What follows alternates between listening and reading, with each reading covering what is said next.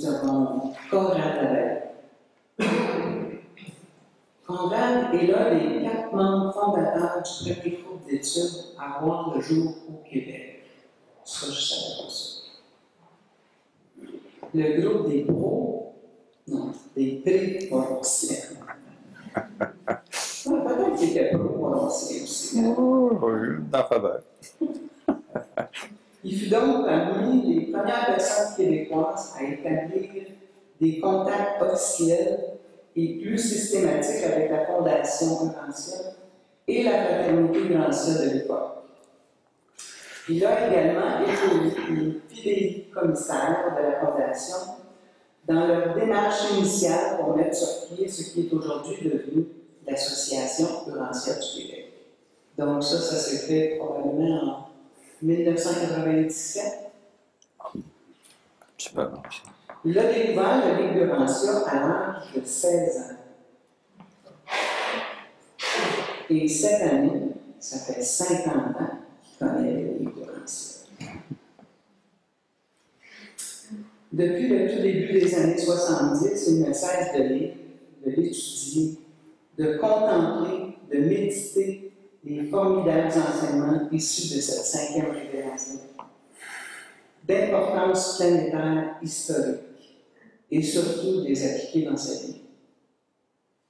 Spécialiste informatique au sein de la fonction publique fédérale et sur le point de prendre sa retraite, il est aujourd'hui avant tout et par-dessus tout praticien, apprenant de la volonté du Père et consacrer amoureusement le temps qui lui reste, imparti en ce bas monde, à cet apprentissage extraordinaire et à son partage fraternel.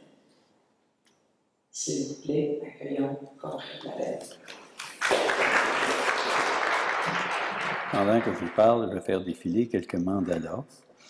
Ces mandalas sont tous différents, comme chaque personne est différente, mais ils expriment tous la même chose. Il y a une clé d'interprétation dans ces mandalas qui porte sur les enseignements de la 5e révélation d'époque. Mais avant d'aller plus loin, j'aimerais dire que lorsqu'on a vu les images de tous ces groupes répartis à travers le monde, moi je me souviens, à Chicago, on a fait une demande. Ça fait bien des années, en souhaitant que le mouvement Urantia s'internationalise, puis qu'il y ait des représentations dans chaque pays, puis tout ça. Puis dans ce temps-là, c'était un rêve. Aujourd'hui, c'est une réalité. Moi, je trouve ça absolument extraordinaire. En regardant ces images-là, une autre chose qui me frappe beaucoup, c'est la beauté des sourires qu'on voit partout dans ces groupes-là. Ça m'amène à penser, j'aurais bien aimé voir le sourire de Jésus lorsqu'il était ici sur terre. Et peut-être que ces sourires-là qu'on voit reflètent un peu le sourire que Jésus devait présenter à ses collègues humains en ce bas monde. Et un jour, on aura l'occasion de voir son sourire lorsqu'on sera face à face avec lui. Ça va venir, ça aussi. Bon, moi, je me présente un petit peu comme un praticien apprenant la volonté du Père. Et pour moi, c'est relié au suprême, tout ça. Là. Bon. Et ce que vous voyez ici, dans ces mandalas, il y a une petite clé d'interprétation qui est reliée au concept du suprême. De façon un peu subtile, mais ça passe d'un mandala à l'autre.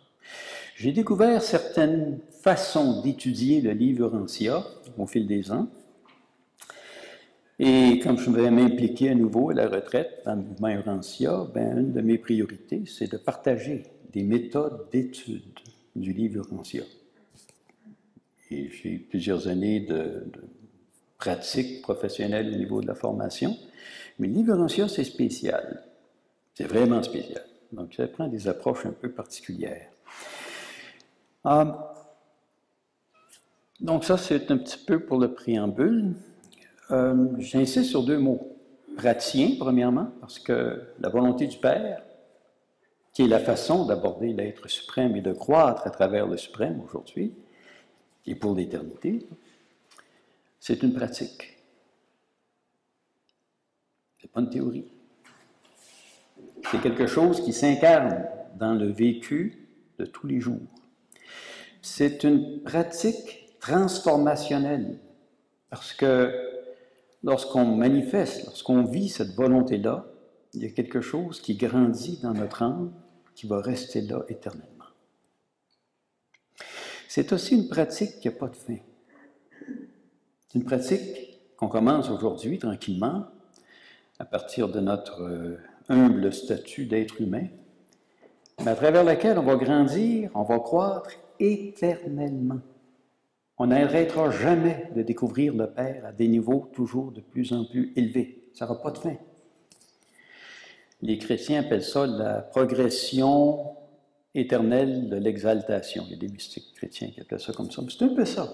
Il n'y aura pas de monotonie une fois qu'on va partir d'ici. Même ici, il n'y en a plus une fois qu'on a découvert le Père et toute la dynamique de croissance, la monotonie, ça disparaît de la vie. Pratique apprenante.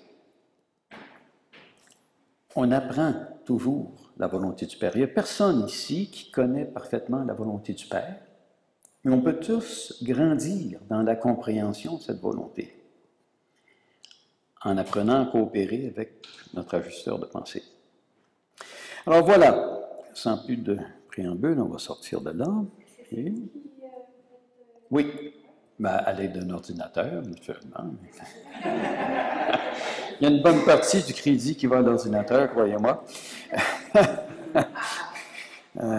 Mais disons que le programme en fonction des résultats que je vais obtenir, mais ça s'arrête là.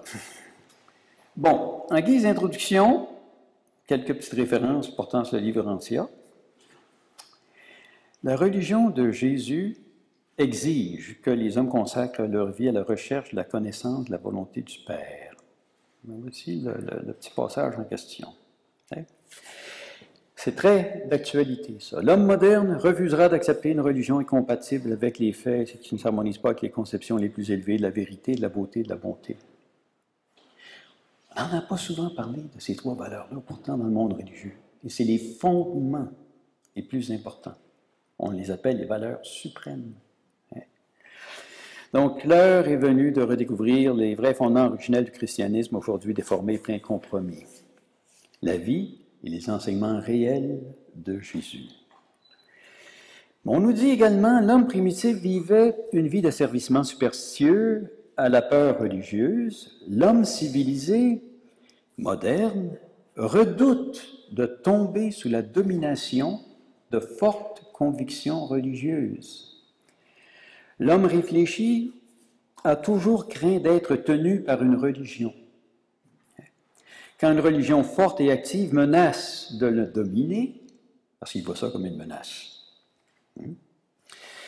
il tente invariablement de la rationaliser, d'en faire une tradition et de la transformer en une institution dans l'espoir de pouvoir ainsi la contrôler.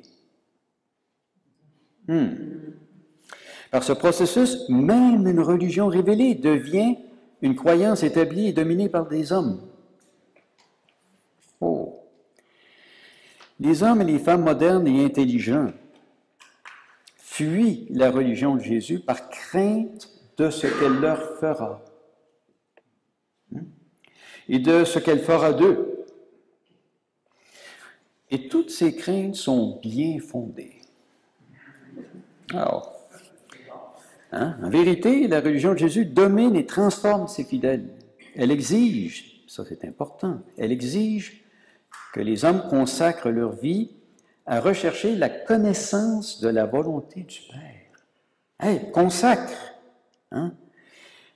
leur vie à rechercher la connaissance de la volonté du Père, qui est aux cieux, et demandent que les énergies de la vie soient affectées au service désintéressé de la fraternité des hommes. Tout simplement, les hommes et les femmes égoïstes ne veulent pas payer ce prix, même en échange du plus grand trésor spirituel qui a été jamais offert à l'homme mortel. Ça fait réfléchir un petit peu, hein? Jésus, lui, on parlait beaucoup du royaume des cieux à son époque, et Jésus, ça le chicotait ça un petit peu. Alors, on dit ici, je vais le mettre en surbrillance, là. Jésus chercha à substituer de nombreuses expressions au mot royaume, mais toujours sans succès à son époque, là. Il faut dire que les gens étaient têtus à son époque. Ils sont encore têtus aujourd'hui. Bon. Il employa, entre autres, la famille de Dieu, la volonté du Père. Alors, il utilisait la volonté du Père comme synonyme de royaume des cieux. Hein? Lorsqu'on dit, praticien prenant de la volonté du Père, là, on parle de l'association sociale, du membership spirituel dans la réalité vivante du royaume des cieux. Ça transcende toutes nos institutions. Et à tout jamais, ça transcende toutes les institutions humaines.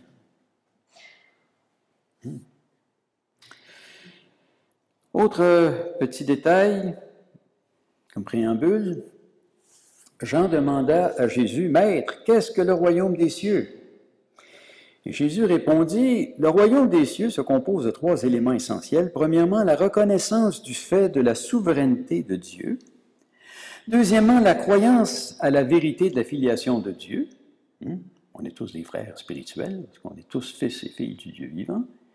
Et finalement, et troisièmement, la foi dans l'efficacité du suprême désir humain de faire la volonté de Dieu, d'être semblable à Dieu. On entendait dire hier par plusieurs personnes, la volonté de Dieu, là, je ne sais pas ce que c'est, ou on ne connaît pas ça. C'est vrai, ça transcende notre pensée humaine. Parce que lui, il voit la fin depuis le commencement. La volonté divine, c'est en fonction de l'éternité future. Mais on est habité par le Père. Et si on a foi en l'efficacité de notre désir d'accomplir sa volonté, on donne un levier à notre acheteur de pensée qui peut agir à travers notre pensée, à travers nos sentiments, nos émotions, dans notre vie, et nous mener à une action qui aboutit à l'accomplissement de sa volonté. Ça, c'est fonction de la foi qu'on a là-dedans. Si tu ne crois pas en ça, ça ne se passera pas. Si c'est une foi vivante, ça va manifester des fruits. Autre chose, là on s'approche de la notion du suprême. La volonté là, divine, c'est le seul don possible qu'on peut se faire de nos pères. Ici, un conseiller divin nous dit la consécration aimante de la volonté humaine à l'exécution de la volonté du Père est le don le plus précieux de l'homme à Dieu. En fait, j'ai trouvé là, bon, on va aller jusque-là. En fait, une telle consécration de la volonté de la créature constitue le seul don véritablement ou réellement valable qu'il soit possible à l'homme de faire au Père du paradis. On nous dit, en Dieu, l'homme vit, se meut et a son existence. Il n'y a rien que l'homme puisse donner à Dieu, excepté ce choix de se conformer à la volonté du Père. Et les décisions ainsi prises par les créatures douées d'intelligence et de volonté dans l'univers, dans les univers, constituent la réalité de cette véritable adoration qui satisfait si pleinement la nature du Père créateur dominé par l'amour. Wow! Pendant qu'on est ici réunis, en ce beau monde,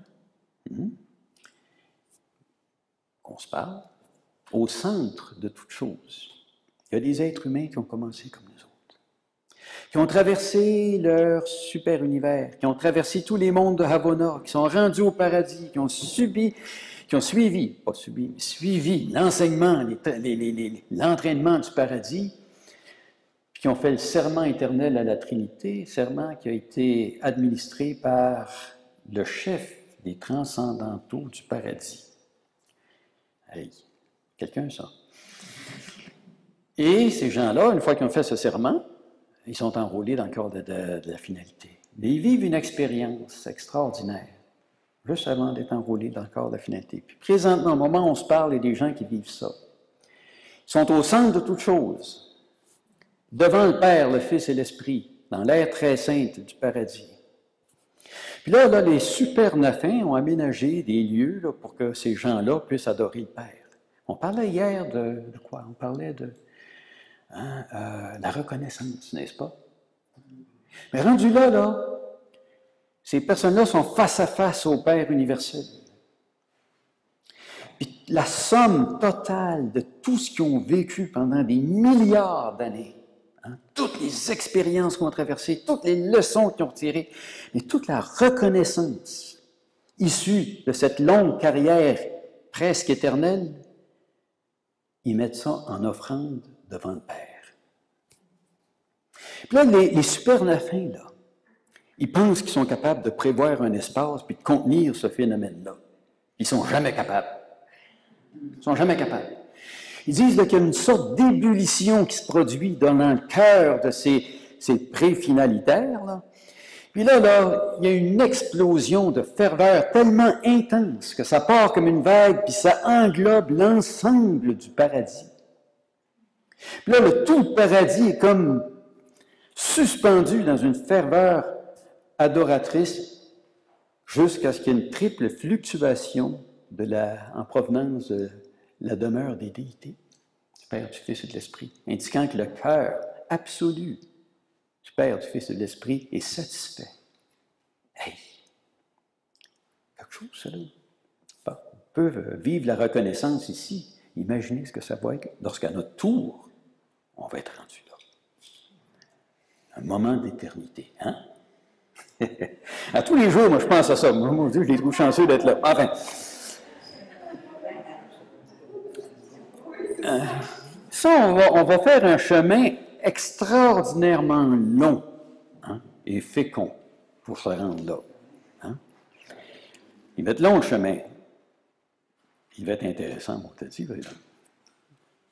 Mais il y a une chose intéressante en rapport avec le suprême. On va le voir ici. Quand vous trouverez le Père, vous découvrirez la grande cause de votre ascension spirituelle dans les univers. Mais quand vous trouverez le suprême, vous découvrirez le grand résultat de votre carrière de progression vers le paradis. Mais nul mortel connaissant Dieu ne peut jamais être solitaire dans son voyage à travers le cosmos, car il sait que le Père fait à ses côtés chaque pas du chemin. Tandis que la route même qu'il poursuit est la présence du Suprême. On est dedans, là. Regardez ici, là. Le plancher, les murs, la technologie qu'on a, les oiseaux, les fleurs, les papillons, le ciel, les étoiles, tout ça. C'est le suprême. On est dedans, on en fait partie. Les tissus, les cellules de notre corps, nos pensées, nos sentiments, même notre champ de conscience est emprunté au suprême.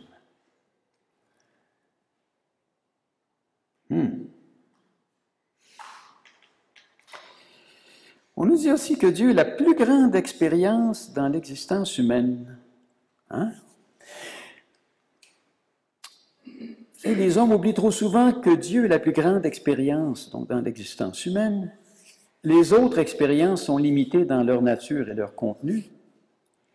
Mais l'expérience de Dieu n'a pas d'autre limite que la capacité des créatures à comprendre. Et cette expérience, par elle-même, accroît cette capacité. C'est très important, ça. Quand les hommes sont à la recherche de Dieu, ils recherchent tout. Okay? Quand ils trouvent Dieu, ils ont tout trouvé. La perle de grand prix. Hein? La recherche de Dieu est une effusion illimitée d'amour accompagnée de la découverte surprenante d'un nouvel amour plus grand à effuser. Plus t'aimes, plus ta capacité d'aimer grandit. Plus ta capacité d'aimer grandit, plus t'aimes. Ça n'a pas de fin, ça.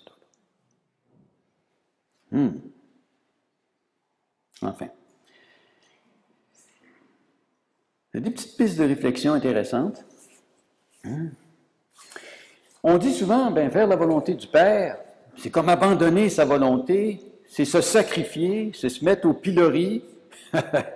On est là sur l'autel du sacrifice, là, puis c'est nous autres, l'agneau qui se fait saigner, là, puis dit, c'est bon. OK, une minute. On nous dit ici, les moi intellectuels, potentiellement personnels, du domaine fini, émergent de la source 103e, accomplissent dans le suprême la synthèse de la déité de l'espace-temps fini. Bon. Quand la créature se soumet à la volonté du Créateur, elle ne submerge ni n'abandonne sa personnalité. Les individus qui participent en tant que personnalité à l'actualisation du Dieu fini ne perdent pas leur individualité volitive en fonctionnant ainsi.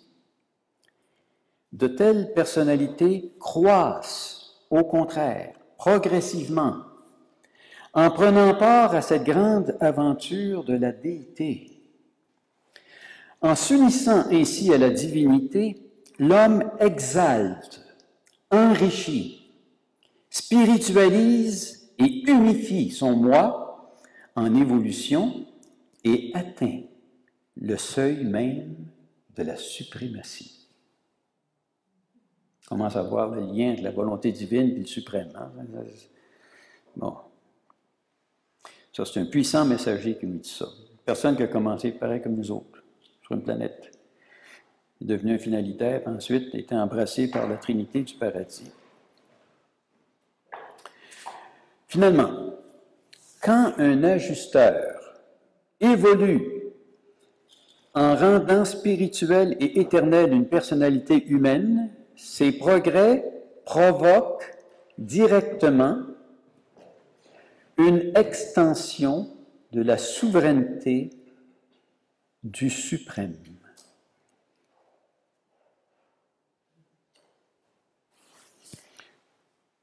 Bon. Et dernière citation, à guise de petit préambule, c'est toujours bon de se retremper dans les enseignements de nos bienfaiteurs invisibles. Il y en a qui sont probablement ici présents, donc on salue tout le monde, hein? Visible et invisible. On va tous ensemble évoluer vers le suprême d'une façon ou d'une autre. Les dons de Dieu, ces effusions de réalité, ne lui enlèvent rien. Il n'aliène pas sa création, mais il a établi des tensions dans les créations circulant autour du paradis. Dieu commence par aimer l'homme et lui confère le potentiel d'immortalité, la réalité éternelle. Et dans la mesure où il aime Dieu, l'homme devient éternel en actualité. Et voici un mystère. Plus un homme approche Dieu de près par l'amour, plus la réalité, l'actualité de cet homme est grande. Plus un homme se retire de Dieu, plus il approche de près la non-réalité, la cessation d'existence. Quand un homme consacre sa volonté à faire la volonté du Père, quand un homme donne à Dieu tout ce qu'il a, alors Dieu fait de cet homme plus qu'il n'est.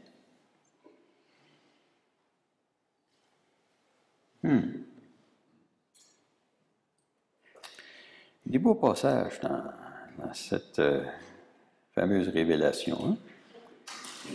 Alors, il y a un petit passage, moi, qui m'a toujours fasciné. C'est un chérubin qui enseigne à des étudiants sur le monde des maisons, là, qui commence à s'initier à la pensée morontielle. Puis le chérubin utilise des aphorismes pour la pensée humaine, dont il y a un équivalent morontiel. Un de ces aphorismes-là, celui-ci, l'aphorisme numéro 20, hein, ça. Fascicule 48, 7, 22. Seul un poète peut discerner la poésie dans la prose de la vie quotidienne. Je vais vous montrer quelque chose d'extraordinairement prosaïque. Plus prosaïque que ça, tu meurs.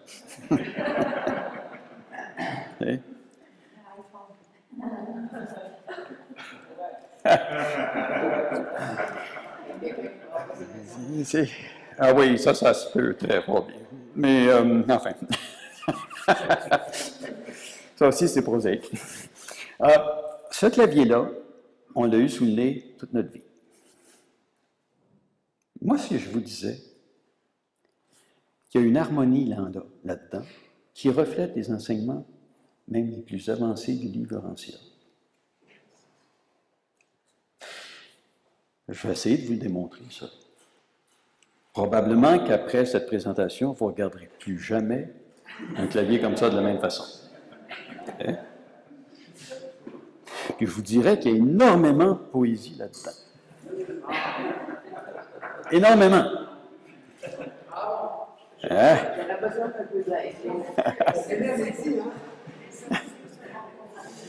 Celui-là aussi, c'est la même chose. Sauf qu'il commence par le 1, 2, 3 en bas au lieu d'un 2, 3 en haut. Bah. Les mêmes principes s'appliquent. Alors ça, là, vous avez une petite grille numérique. Puis moi, je vous dis, il y a comme un pattern là-dedans qui est universel, qui est cosmique, qui est éternel. Ouais. Vous n'êtes pas l'air convaincu, hein? Mais là, il manque zéro. Ah, zéro, on ne fait pas d'affaire là pour l'instant. Seulement que ces chiffres-là. Hein? Bon, allons voir ça. Oh, là. Ce qu'on a ici, premièrement, c'est un centre. Voilà. Chiffre 5. Remarquez, ce que je vous dis là, c'est pour nous aider à mieux saisir les enseignements du livre. Il n'y a rien là-dedans qui touche les mathématiques sacrées, l'arithmosophie ou quoi que ce soit du genre. C'est un pattern qui est naturel. Les nombres font partie de la nature. Hein? Et ce pattern-là va nous aider à comprendre les principes qui sous-tendent les enseignements du livre ancien, puis vont nous aider à comprendre le suprême. Wow! Premièrement, on a un centre. On peut établir cet élément-là. On a une périphérie. Hein? 1, 2, 3, 4, 6, 9, 8, 7, 4. Donc, un centre avec une périphérie, ça, c'est un mandala. C'est ça la définition d'un mandala. OK? Pas compliqué. Sauf que c'est un nom sanskrit. On pourrait mettre ça en rond, ça ferait pareil. Hein? Bon. Ah oui, on a deux choses. Le chiffre 5, il y a une particularité intéressante. Si j'additionne 1, 2, 3, 6, 9, 8, 7, 4, ça donne 40. On a 8 chiffres. 40 divisé par 8, 5. Ah, bon. Le 5 occupe sa place. On va établir ici un principe, une analogie. Ce qui permet d'unifier deux pôles, c'est la moyenne entre les deux pôles. OK? Prenons ça comme principe. Parce que ça, c'est un principe qui revient souvent dans les enseignements du livre ancien. On a deux pôles, puis on a quelque chose qui les unifie. Ça revient souvent, ça. On va les examiner ces pôles-là. Ici, on a un modèle mathématique de ça. Donc, le centre ici, là, il mérite sa place. On trouve également 4 diagonales. OK? Il n'y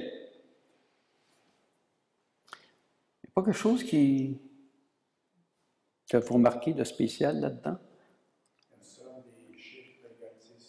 Ben oui. Regardez, 1 et 9, prenez la diagonale 1, 5, 9. 1 et 9, c'est 10 divisé par 2, ça donne 5. Hein? 2 et 8 divisé par 2, ça donne 5. 3 et 7 divisé par 2, 5 également. 9 et 1 divisé par 2, ça donne toujours 5. Donc, on a 4 axes, 4 diagonales. Puis il y a des pôles au bout de chacune de ces diagonales. Puis le centre unifie les pôles qui sont opposés. C'est pas des mathématiques très avancées, là, mais ça dit ce que ça dit. Hein? Donc, 5 est la valeur moyenne de chaque diagonale. On a ici un principe de symétrie dynamique basé sur des valeurs variables. Donc, les valeurs varient dans chacune des diagonales, la moyenne reste la même. On ne peut pas penser quelque chose? Vaguement? Donc, ça renforce l'importance, la pertinence du centre. Alors, je vais vous demander d'être patient un petit peu parce que pendant les 5-6 premières minutes, pour parler d'arithmétique, on retombe en 4e année élémentaire, mais ce n'est pas grave. Okay? Donc, on a ici un centre qui unifie la valeur moyenne de tous les éléments de sa périphérie. Dans l'univers, ce centre-là, ça serait quoi? Paradis. La source centre première de toutes les choses, de tous les êtres. C'est vaguement. On a également 4 côtés. Ben, c'est clair, on a 4 côtés. On a toujours vu ça. On a toujours eu ça sous le nez de toute notre vie, ça. Hein? On n'a pas toujours remarqué ces détails-là. Mais c'est ça le but de la poésie. En partie. Hein? Donc, le centre de chaque côté est la moyenne de ses extrémités. Hein? Regardez. Hein?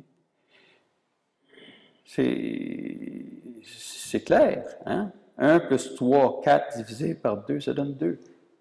Hein? 3 et 9, hein? Divisé par 2, 6. Hein? 7 et 9 divisé par 2, ça donne 8. Hein? 7 et 1 divisé par 2, ça donne 4. Intéressant. C'est quelque chose, là. Ben, enfin.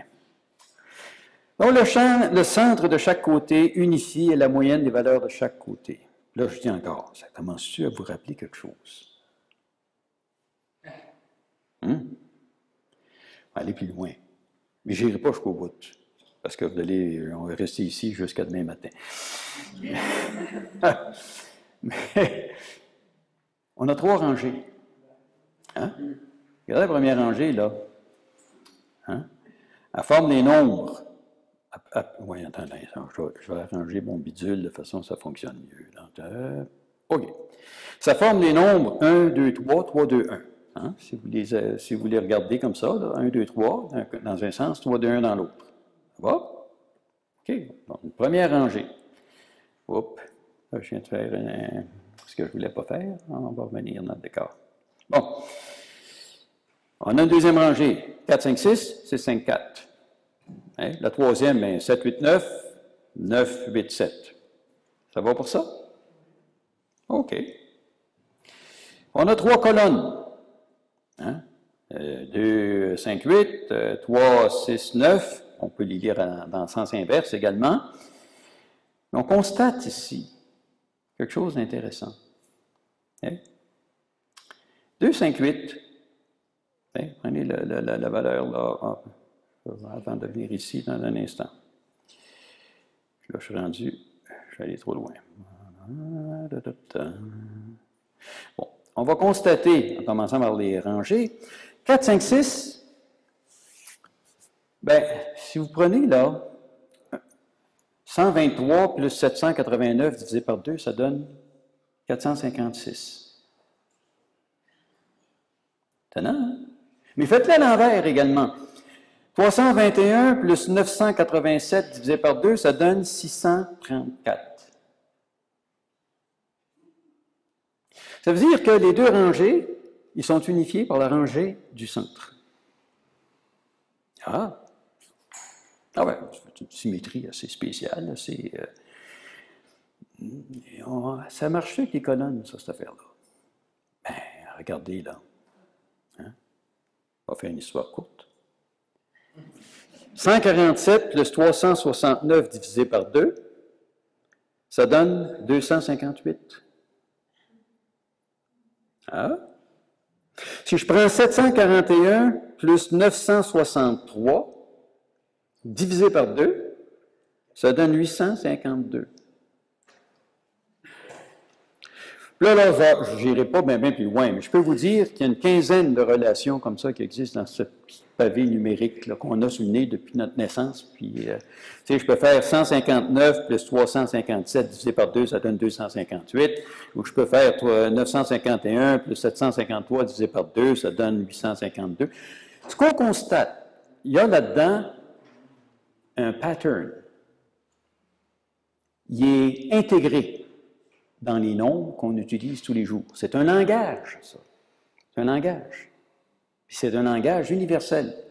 Je peux montrer ça à un hindou, à un chinois, je peux montrer ça à quelqu'un qui est, je ne sais pas moi, un papousien ou un russe ou un toltèque, ils vont tous comprendre. Pourquoi j'utilise des chiffres? Parce que ce message-là, ce pattern-là, il peut se communiquer dans toutes les langues, il peut être ouvert à toutes les cultures, il peut se communiquer sous toutes les latitudes, à toutes les époques. Ça a de la valeur, ça. Okay. Maintenant, rapprochons-nous maintenant du suprême. C'est quoi le lien entre tout ça et le suprême, puis les principes du livre Urantia, puis ça, y a-t-il un lien? On va essayer d'examiner ce lien-là. Je vais essayer de... Bon, on va sortir des chiffres, on va tomber dans quelque chose d'un peu plus concret. Il y a deux axes importants pour moi dans le livre Urantia. Bon. Un des axes, c'est ce qu'on appelle l'axe de la dominance. En principe, ça veut dire l'esprit dirige la pensée qui dirige la matière. Vous avez trois rangées ici. Ben, je vais peut-être vous montrer un peu là. Bon, j'explique ici ce que j'ai. Alors, il y a un plein de passages dans le livre Urantia qui nous disent ça, là. Par exemple, on nous dit dans le livre Urantia, il y a trois sortes de réalités. La réalité non déifiée, paradis, puis l'absolu inconditionné, tout ça. La réalité déifiée, Père universel, les réalités personnelles, spirituelles et tout ça. Puis la réalité interassociée, ce qui fait le lien entre les deux. Ah, trois niveaux de réalité. Intéressant. Ça fait penser ça également à l'esprit, la pensée, l'énergie matière. Il faut commencer tranquillement à voir le lien que j'établis avec le suprême. Okay? On dit ici... Seul le mental qui se soumet à la directive... le mental domine universellement la matière, de même qu'à son tour, il répond au super-contrôle de l'esprit. Et chez l'homme mortel, seul le mental qui se soumet librement à la directive de l'esprit peut espérer survivre à l'existence mortelle dans l'espace-temps, comme enfant immortel du monde spirituel éternel, du suprême, de l'ultime, de l'absolu, de l'infini. Un autre endroit dans le livre, on nous dit que dans les super-univers évolutionnaires, l'énergie matière est dominante, sauf dans la personnalité, où l'esprit, par la médiation du mental, lutte pour la maîtrise. Le but des super-univers évolutionnaires est l'assujettissement de l'énergie matière par le mental, la coordination du mental avec l'esprit, et tout ceci en vertu de la présence créative et unificatrice de la personnalité. Ainsi, par rapport à la personnalité, les systèmes physiques deviennent subordonnés, les systèmes mentaux deviennent coordonnés, et les systèmes spirituels deviennent directifs. Wow! Hein? On nous dit aussi que nos ajusteurs sont absolus en intention. Ça, je vais le passer ce bout-là, on finira là-dessus plus tard. Ah. Donc, intéressant ça, là. Hein? Donc, l'axe de la dominance. Alors, regardons l'axe de la dominance, comment on pourrait le représenter. Vous voyez, j'ai 3 rangées ici. Intéressant quand même, hein? On avait 3 rangées de chiffres, on a 3 rangées ici. L'axe de dominance spirituelle.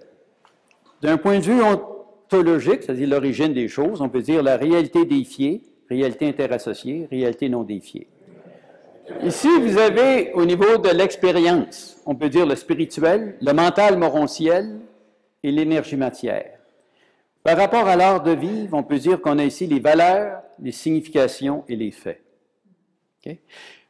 Point commun, c'est que c'est la réalité interassociée qui unifie la réalité déifiée à la réalité non déifiée. Hein? C'est le spirituel, c'est le mental ou la pensée morontielle qui unifie notre dimension spirituelle avec notre dimension matérielle, énergie-matière. Hein? C'est les significations, au niveau des significations conscientes, qu'on unifie notre ressentir spirituel profond et notre perception des faits. Commencez-vous à voir le lien avec la calculatrice, là? Bon. Ici, on a le niveau de Dieu le suprême, qui existe dans Havana. Au centre, on a l'être suprême, puis en bas, on a le tout-puissant suprême. Et l'être suprême fait la synthèse en expérience de Dieu suprême, on va vous ramener ça, ce bidule-là, et du tout-puissant suprême. Alors, on voit qu'on commence à avoir un lien. Mais ça, c'est un axe très important, cela, là, dans la compréhension des enseignements des livres. Ça revient partout dans le livre. Je vous ai montré quelques passages, mais c'est un échantillon. L'autre axe, c'est l'axe de l'émergence. Oui, l'émergence. J'ai un passage là-dedans. De même que les triunités s'occupent primordialement d'unifier fonctionnellement l'infinité, là c'est un peu loin ça, de même les triodités sont impliquées dans l'apparition cosmique des déités expérientielles. Hein? Alors, les suprêmes, ultimes et absolus. Mais les triodités le sont directement. Elles apparaissent dans la synthèse émergente de personnalité pouvoir de l'être suprême. OK. Alors, allons voir ça, là, plus concrètement. OK.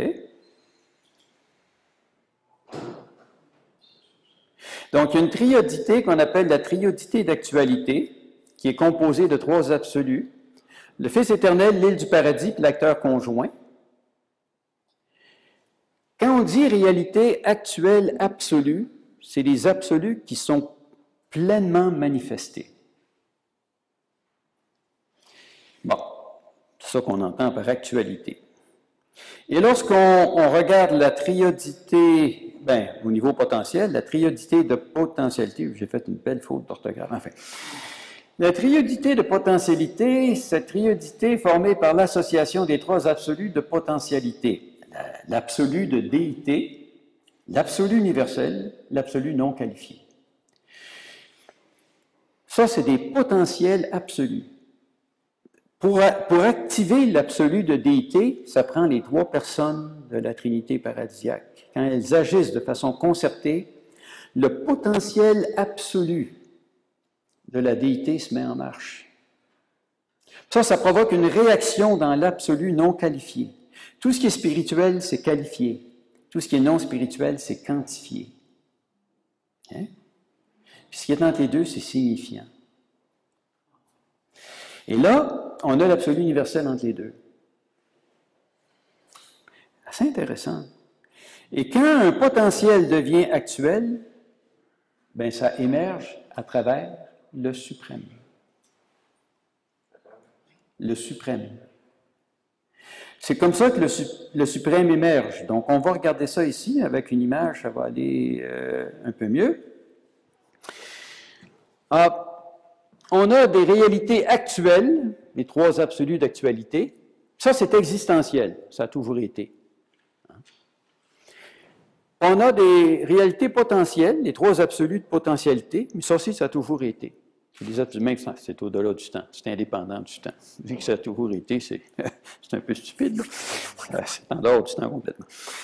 Mais, quand un potentiel devient actuel, ben, ça part de l'absolu, ça va dans l'absonite, ça aboutit dans le temps puis dans l'espace, puis là, ça continue au-delà du temps de l'espace, puis ça retourne à l'absolu, en expérience. Puis nous, on fait partie de ce processus. Mais ça, c'est un axe très important. J'appelle ça l'axe de l'émergence évolutive. OK? Puis c'est actuel, potentiel, émergent. Vous avez vu les trois colonnes, là, de petit clavier numérique, là, avec le centre qui unifie les deux colonnes? Vous avez le même principe ici. Ah! C'est assez intéressant. C'est peut-être une coïncidence étrange, mais enfin. J'aime ça, trouver des coïncidences comme ça. C'est le fun. Il me semble que ça donne du piment dans le vécu. Bon. Alors, on peut établir l'axe de la dominance en horizontalement, OK, en rangée, puis l'axe de l'émergence, on va juste remettre mon bidule pour qu'il fonctionne intelligemment, là. Bon, verticalement, en colonne, et ça nous donne un croisement qui est celui-ci.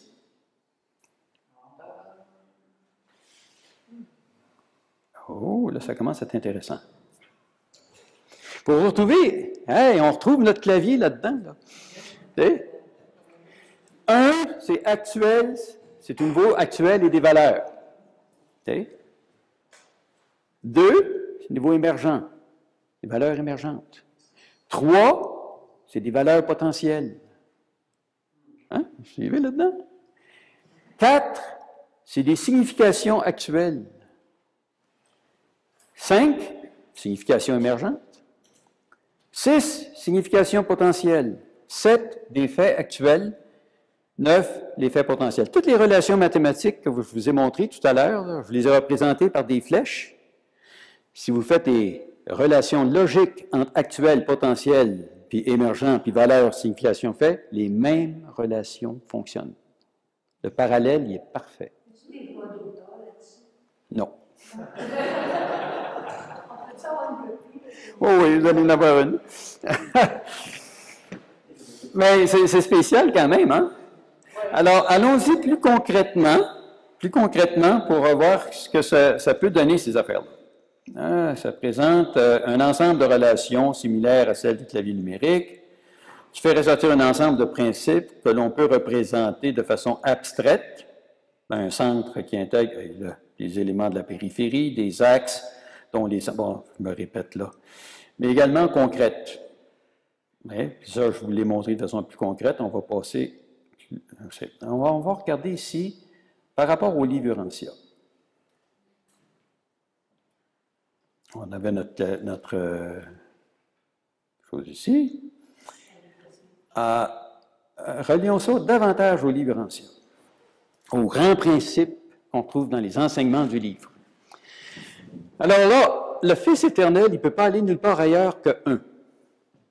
Parce qu'il est absolu, c'est la spiritualité absolue. Hein? C'est lui la source de toutes les énergies spirituelles. Donc, il est au niveau absolu, puis il est actuel. Donc, il va un, pas aller ailleurs.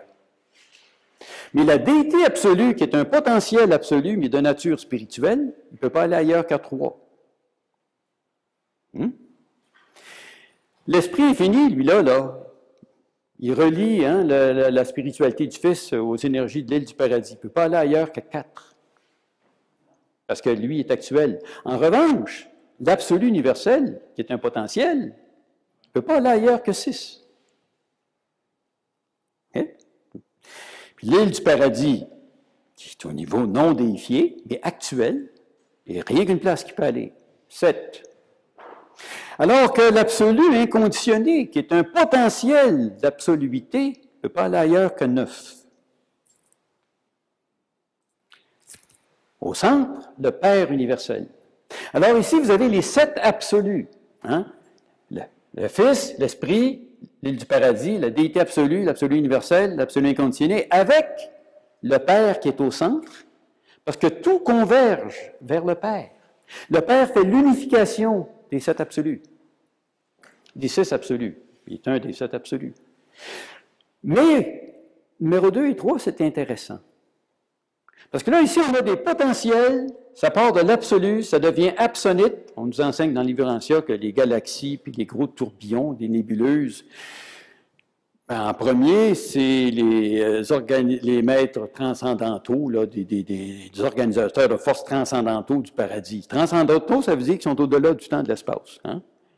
Donc, il y a un mouvement qui part de la déité absolue, qui provoque une réaction dans l'absolu inconditionné. Lui, il faut que j'y montre ma face parce qu'il ne me reconnaît pas. Bon. Alors, ça part de là, puis là, ben, ça descend, puis à un moment donné, ça va de niveau super au-delà du temps et de l'espace, puis après ça, ça aboutit au temps et l'espace. C'est là que le suprême apparaît. On nous dit que le suprême, c'est la révélation du Père universel pour les créatures de l'espace-temps. Donc, le suprême, il est ici. Dieu suprême, qui est dans Havana, il serait là. Puis le tout-puissant suprême, on le mettrait ici. Et c'est l'être suprême qui fait la synthèse en expérience de Dieu suprême et du tout-puissant suprême. Hey. Ça veut dire suprême, ultime, absolu.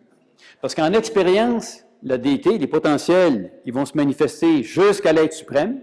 Quand tous les potentiels du temps et de l'espace seront complétés, auront été actualisés, et là, c'est les potentiels au niveau absonite, donc les potentiels pour la déité ultime qui vont commencer à se manifester. Puis quand tous les potentiels de la déité ultime auront été manifestés, bien là, c'est le consommateur non révélé de la destinée universelle qui va clencher, c'est Dieu l'absolu en expérience. Bon, c'est ça qu'on nous enseigne. Les grands principes de l'Iverantia, encapsulés dans un petit clavier. Hein? Hey! Moi, je vous ai dit au début, c'est pas un cours de maths ce que je vous fais là. Mais c'est un modèle qui aide à comprendre les enseignements du livre. Okay? On peut regarder maintenant quelque chose d'intéressant. Au niveau, bon, on peut prendre ces principes-là, mais en faire une pratique. Vous allez me trouver un peu bizarre, là, mais ça peut faire une pratique. Ouais. Et là, ici, je vous ai montré des mandalas au début. OK? Non, une seconde j'ai bien de la mis. Ces ordinateurs-là sont carrément stupides. Il faut vraiment tout leur dire. Puis voilà, je vous avoue que j'y donnerai une tape. Bon. Bon. Fini par comprendre, à un moment donné. Alors, vous avez ici un mandala, comme vous en ai montré un paquet d'autres. Ils ont tous une chose en commun. Ils ont 8 centres avec un centre. Hein? Puis c'est, on peut dire 1, 2, 3, 4, 5, 6, 7, 8, 9. Oh! Donc, toutes les relations qu'on trouve dans les enseignements du livre Urantia, vous les retrouvez implicitement dans chacun de ces mandalas. J'en ai fait des milliers de mandalas comme ça. Moi, j'utilise ça à des fins contemplatives. Bon, et là, on a le Fils éternel, on a l'absolu de déité, l'esprit infini, l'île du paradis, l'absolu non qualifié, tout ça. Mais si on part de ces principes-là, puis on dit on voudrait en faire une pratique pour apprendre la volonté divine et avancer dans le suprême. On a une base ici, là. On a une base. Alors, qu'est-ce que ça pourrait être? Moi, je médite régulièrement avec des bouddhistes, dans un environnement virtuel en plus, dans Second Life. C'est sauté, c'est vraiment sauté. Mais je fais ça depuis 7 ans. Hein? Plusieurs fois par semaine, je vais méditer avec des groupes de bouddhistes. Puis les autres, ils ont une roue, qui appelle ça c'est l'octuple sentier. Puis dans l'octuple sentier, vous avez 8 points comme ça, là. Les autres, ils ont la méditation correcte, la compréhension correcte, l'intention correcte ou l'intention juste, ils ont l'expression juste, ça cadre parfaitement, l'effort juste, hey, puis l'art de vivre juste encore. Il faudrait que je donne des leçons de savoir-vivre à cette machine. Bon. Et il y a l'action juste et la conscience juste. Mais il y a une différence fondamentale entre l'approche bouddhiste et l'approche qu'on trouve dans le livre Ancia. Les bouddhistes, eux autres, utilisent ces fonctions-là pour échapper à la réalité du monde phénoménal, se réintégrer dans l'absolu, parce que tout le reste est une illusion. Ah. En perspective du livre Ancia, c'est presque le contraire. Ici, là, le Père universel, ben, on nous dit une chose. Le Père universel, ici, là, hein? Dans le Père, il n'y a aucune distinction entre actuel, émergent, potentiel. Ils sont tous fusionnés. Puis il n'y a pas de distinction entre les réalités spirituelles, les réalités énergie, matière et tout ça, puis la pensée, c'est tout fusionné. Tout est un dans le Père. Alors, on nous dit qu'on peut s'imaginer le niveau du... Ben, je m'en allais faire quelque chose que je devrais faire ici.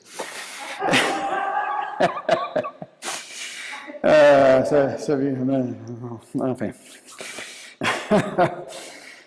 On nous dit que le Père universel, à un niveau, au niveau du « je suis », là, tout est réuni dans le Père. Hein? C'est quelque chose qui dépasse l'entendement de tous les êtres célestes. Il y a seul le Fils éternel et l'Esprit infini qui comprennent ça. En dehors des autres, là, même les êtres transcendantaux sont dépassés. Hein? Mais on nous dit une chose. À ce moment hypothétique, antérieur à toute manifestation de réalité, la volonté était déjà là.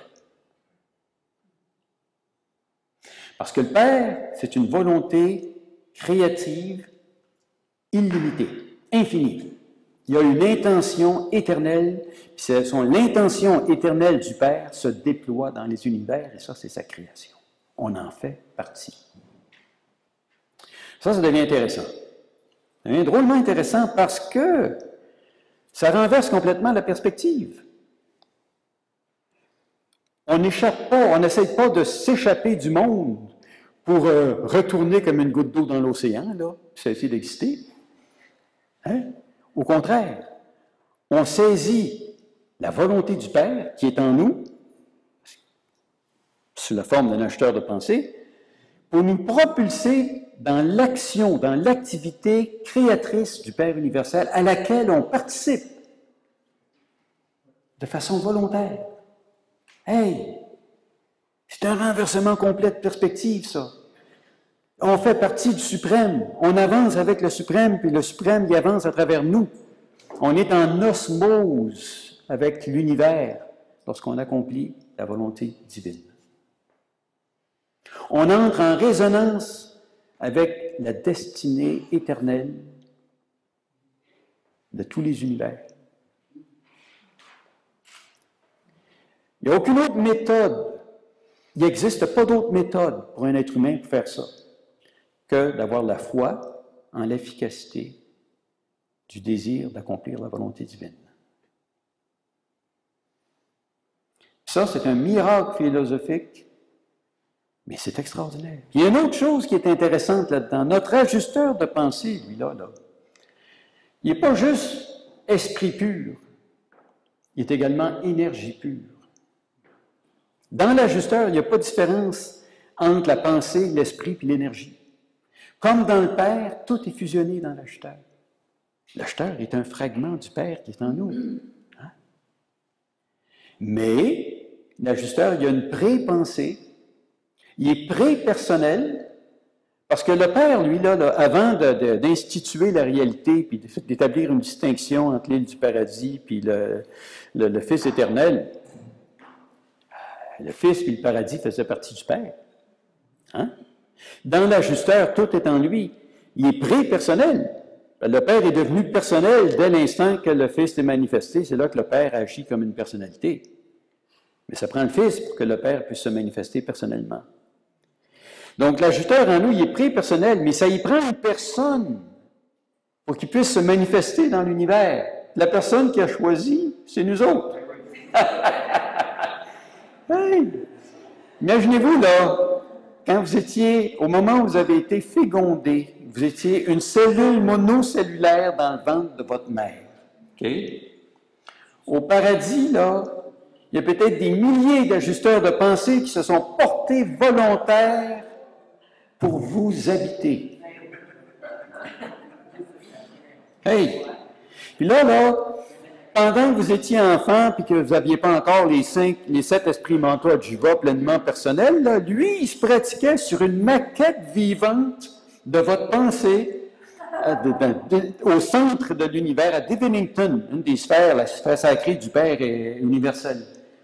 Puis dès l'instant où vous avez pris une décision morale, par réflexivité, lui, il a comme un flash instantané, là, il est parti du centre de toute chose, puis il est rendu dans votre pensée.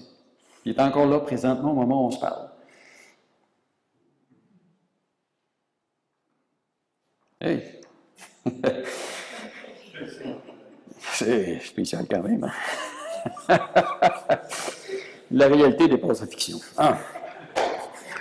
Alors, ce qui est intéressant dans tout ça, c'est que on peut vivre l'expérience de la volonté du Père en s'appuyant sur ce modèle-là. C'est un modèle d'apprentissage de la volonté du Père. Moi, j'y ai consacré les 30 ans passés de ma vie à le préparer, à le fignoler, puis tout ça. Là, je suis en train de préparer les 30 prochaines années, à le partager.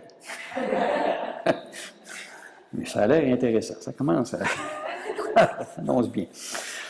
Alors, en gros, comment est-ce qu'on peut...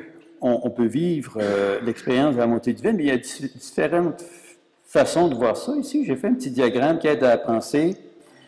Vous avez ici les concepts absolus. Ici, vous avez les pratiques. Dans la pratique, bien, imaginez qu'au centre, j'appelle ça la pratique du centre, qui consiste à faire la volonté divine. C'est quoi la pratique du centre? Comment est-ce qu'on peut se relier au Père universel, faire sa volonté? Moi, je pense qu'il y a 3 approches qui nous aident dans ce sens-là. Mais il faut avoir la foi. Les 3 approches, c'est la prière, l'adoration puis le service. Mais quand je dis prière, il y en a 2 sortes de prières. Puis on vient à la présentation d'hier. Il y a 2 grandes sortes de prières. Il y en a une, c'est la prière de l'âme. Jésus disait, quand tu pries, prie ton Père, va dans ta chambre, ferme sur toi la porte et prie ton Père qui est là dans le secret, puis ton Père qui voit dans le secret te le rendra. Hein?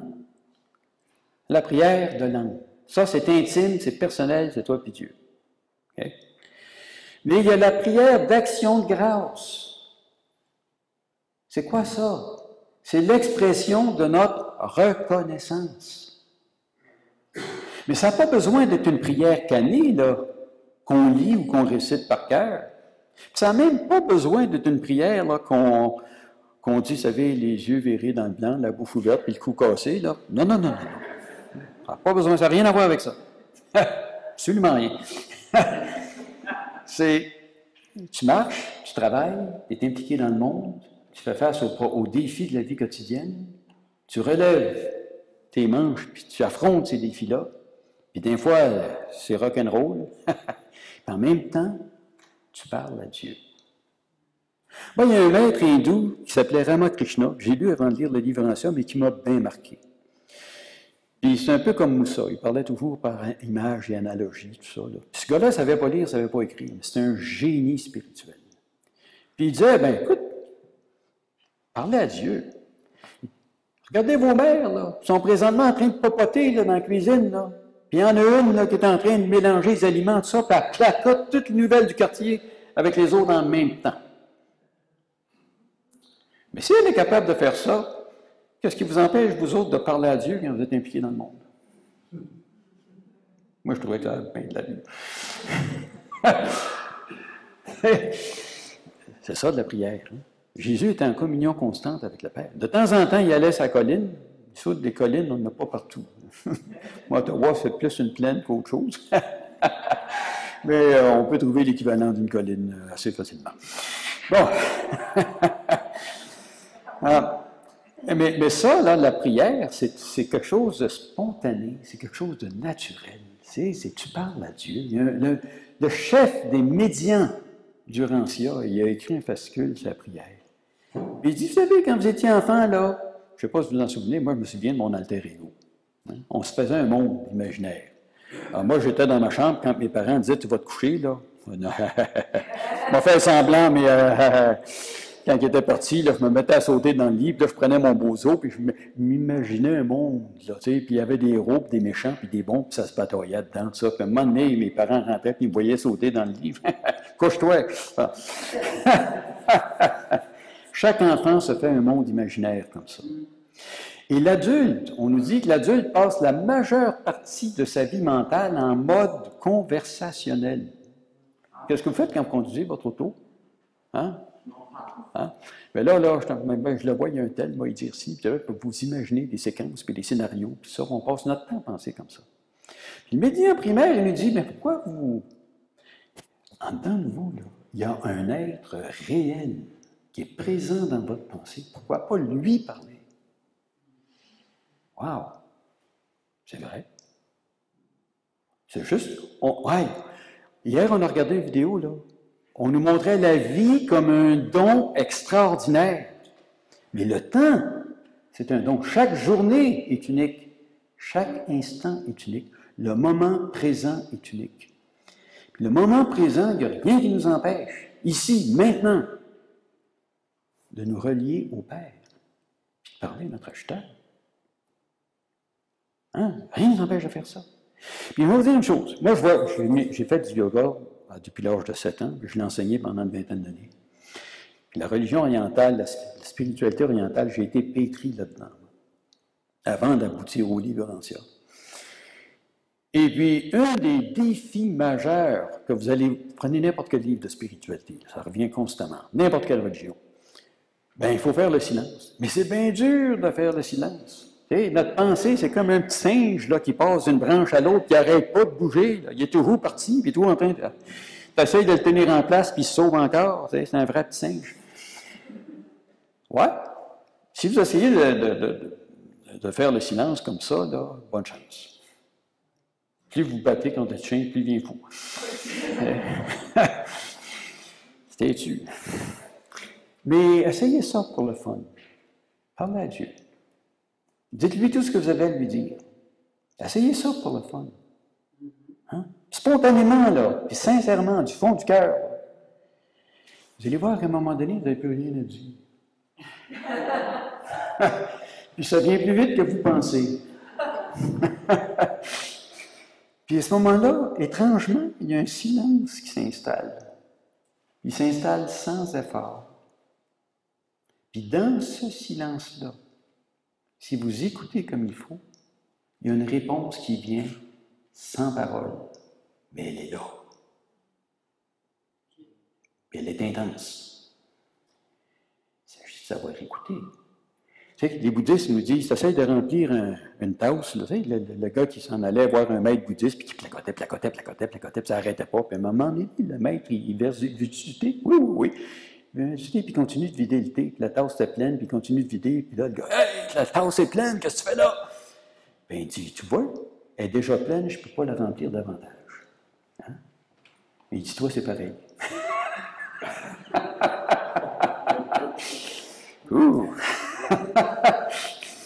Quand on s'adresse au Père, à un moment donné, on vide notre tasse.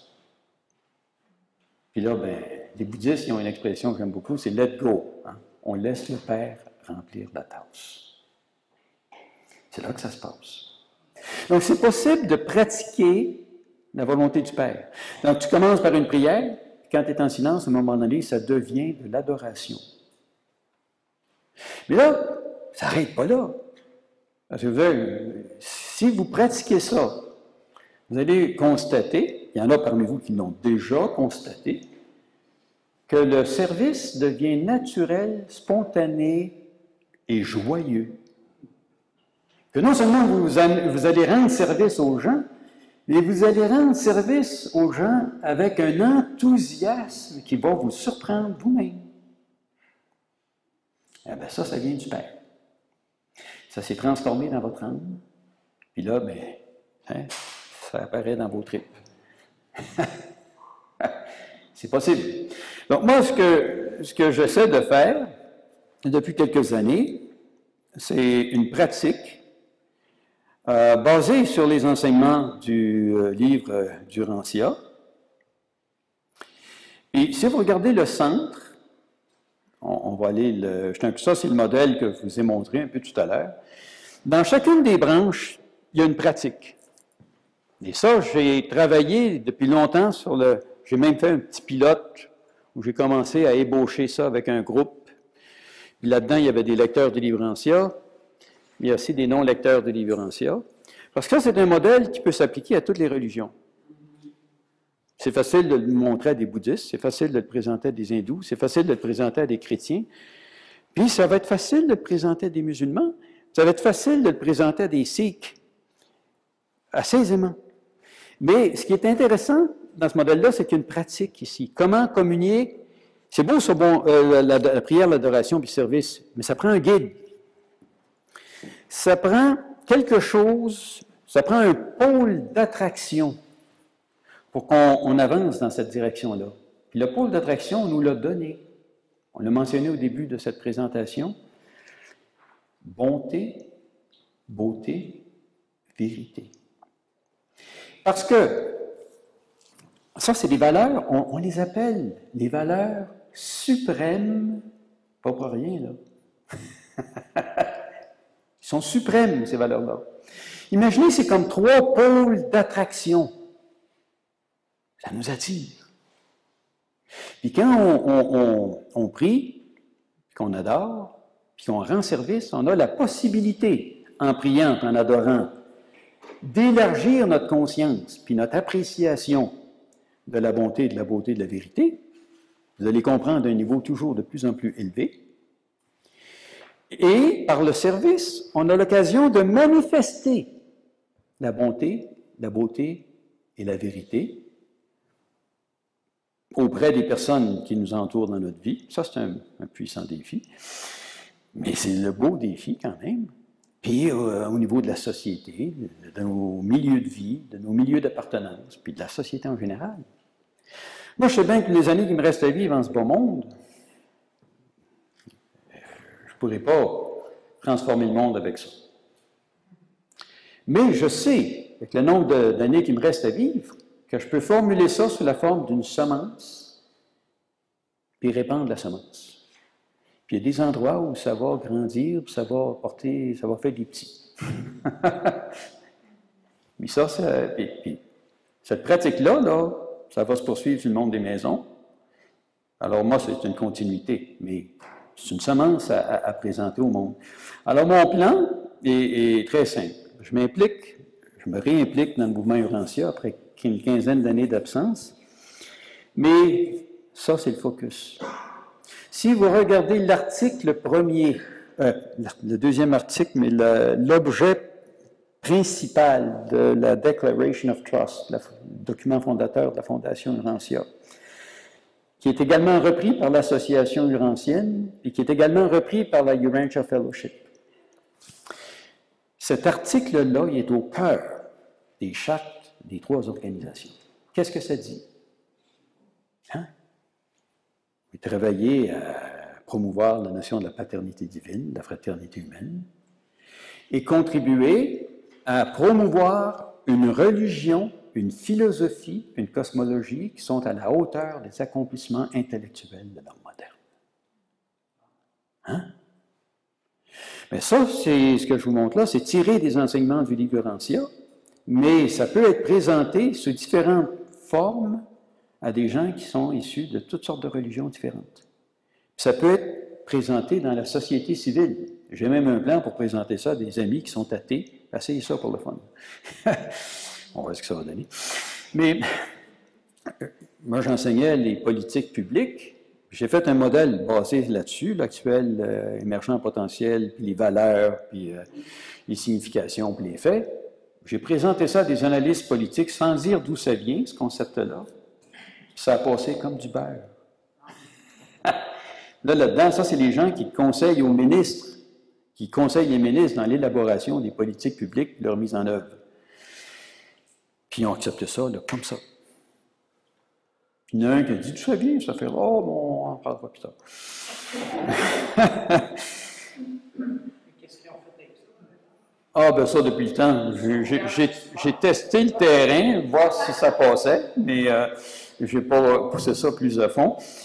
Maintenant, mon objectif, c'est de donner je suis en train d'écrire un livre là-dessus, qui va être publié probablement dans une année. Je l'écris en anglais, je vais le traduire en français, je vais simplifier l'approche, la méthode, parce que ce que je vous donne ici, c'est un échantillon. Pour chacun des numéros que vous avez là, phase de communion, coordination, mobilisation, intention, ça, il y a une pratique qui se rattache à ça.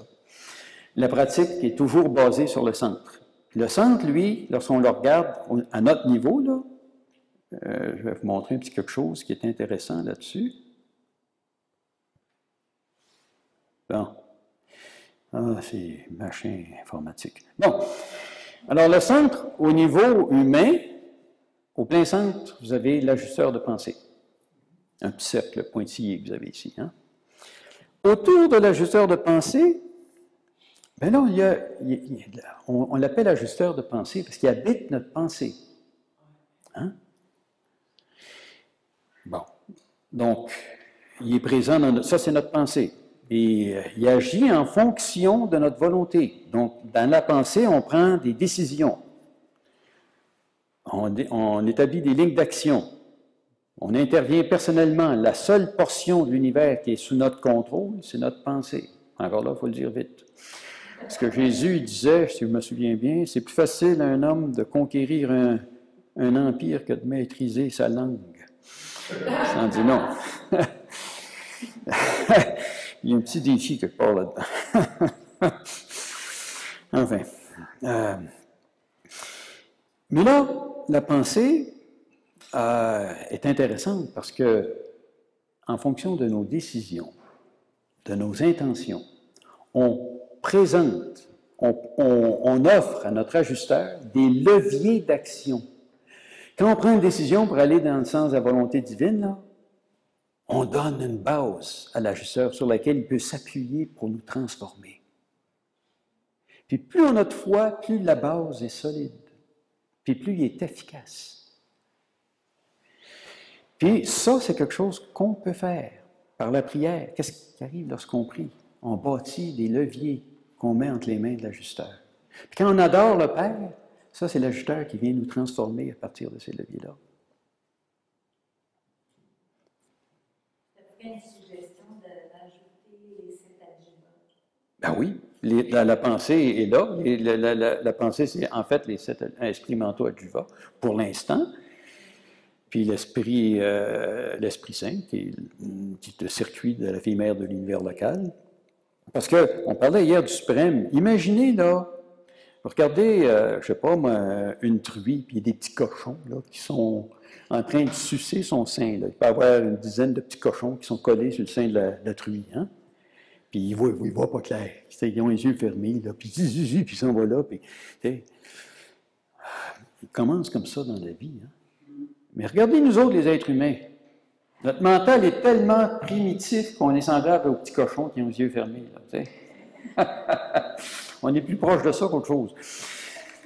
Mais l'esprit mère de l'univers local, où est-ce qu'il est? Il est ici, aussi intensément qu'au centre de Salvington. Il est partout dans l'univers local. Et si on pouvait voir notre pensée, ben c'est la substance, la fille mère de l'univers local qui s'individualise à travers notre cerveau. Ça ressemble à une galaxie. Puis le centre, c'est notre poste conscient.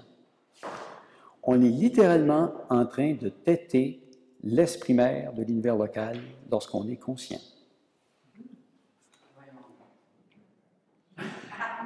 Ah, on ne voit rien qu'on appelle la fille mère de l'univers local. Enfin. Et là, naturellement, lorsqu'il y a une synchronisation entre l'ajusteur et nos décisions, il y a un facteur, l'ajusteur lui transmute une valeur spirituelle. Les 3 valeurs spirituelles, bonté, beauté, vérité. Chaque fois qu'on avance dans la compréhension de ces valeurs-là, notre ajusteur transmute ça et ça devient une partie impérissable de notre âme immortelle. Alors voilà, je pense que j'ai un signal qui vient du fond de la pièce en arrière, là. Ça ressemble à ça. Alors, on va arrêter ça là. Je vous remercie de votre patience et puis... Non, vous n'avez pas.